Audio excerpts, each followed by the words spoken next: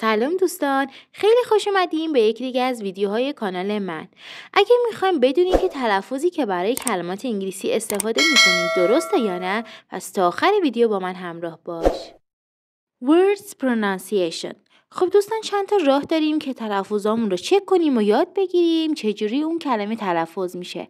اولین راه برنامه dictionary.com هست. شما میتونید برید روی جستجوگر گوگل و برنامه dictionary.com رو سرچ کنید. وارد برنامه که شدید، کلمه مورد نظر رو که میخواین تلفظش رو بدونین سرچ میکنید. وقتی کلمه اومد روش ضربه میزنید و تلفظ به شما گفته میشه. دومی را برای چک کردن تلفظ کلمات انگلیسی اپلیکیشن لانگمن هست. اپلیکیشن لانگمن رو میتونید به گوشیاتون نصب کنید و ازش برای چک کردن تلفظ کلماتتون استفاده کنید. سومی را که جالب ترین را هم هست گوگل وایس هست. در این روش شما باید برید دکمه گوگل وایس رو بزنید و کلمه مورد نظرتون رو بگید.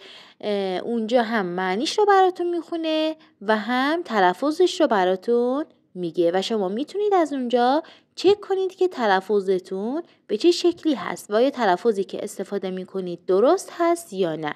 به این شکلی که الان ویدیوش رو میذارم.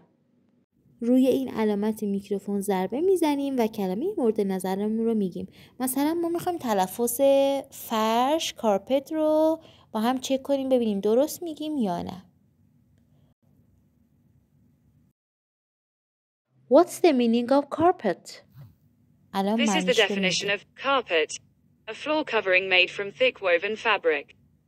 روی این علامت کنار کلمه هم ضربه بزنیم تلفظش رو یه بار دیگه میگه برامون.